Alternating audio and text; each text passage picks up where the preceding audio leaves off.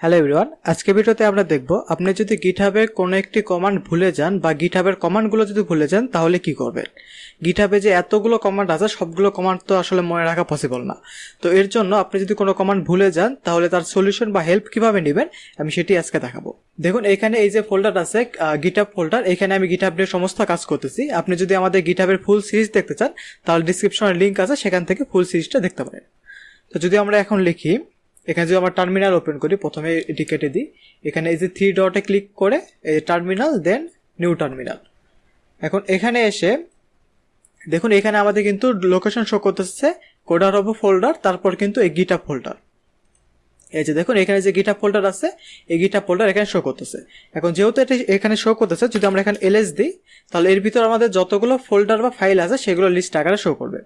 তো দেখুন এখানে আমাদের index.html এবং style.css ফাইল শো করতেছে, মানে আমরা ঠিক ডিরেক্টরির মধ্যেই আছি। তো যদি আমরা এখানে টার্মিনালকে ক্লিয়ার করি, ক্লিয়ার কমান্ড ব্যবহার করে, এখন আমরা দেখবো যে গিটহাবের কোনো কমান্ড যদি ভুলে যান তাহলে কিভাবে সেটি বের করবেন। তো এর জন্য আমাদের যে কমান্ড আছে সেটি হচ্ছে git help --all। এখন যদি আপনি এই কমান্ডটি ব্যবহার করেন, দেন যদি ইন্টারপ্রেস করেন তাহলে দেখুন এখানে আপনাকে যতগুলো কমান্ড আছে সবগুলো শো করবে। যেমন এই যে এখানে অ্যাড কমান্ড, এখানে ডেসক্রিপশন বলে দিয়েছে এই কমান্ডটি কেন ব্যবহার করা হচ্ছে, দেন বাইসেক, তারপর ব্রাঞ্চ, তারপর বান্ডেল, তারপর চেক আউট, এই সবগুলো কমান্ড কেন ব্যবহার করা হচ্ছে তার একটি ছোট ডেসক্রিপশন দিয়ে রাখছে। আপনি যদি কোনো কমান্ড ভুলে যান আপনি চাইলে এইভাবে কমান্ডটি দেখতে পারেন। এখানে আপনি যদি ইন্টারপ্রেস করেন তাহলে আরো যতগুলো কমান্ড আছে একটু একটু করে সব আসতে থাকবে।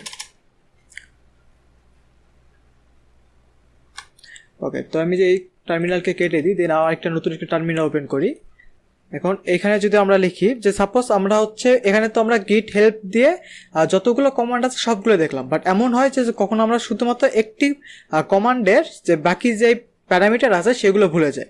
তো এর সলিউশন আছে। এর জন্য যদি আপনি লিখেন গিট, সাপোজ যদি আমরা এই কমিটের যে কোনো ডিটেলস জানতে চাই তো আমরা প্রথমে লিখবো কমিট, তারপর ড্যাশ হেল্প।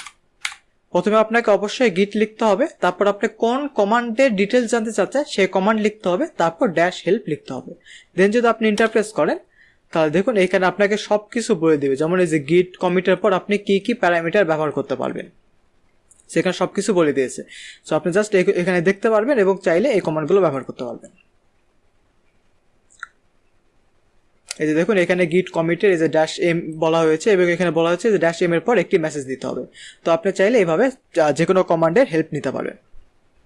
তো আজকের ভিডিও ছিল এই পর্যন্ত, দেখা হবে পরের ভিডিওতে। ধন্যবাদ।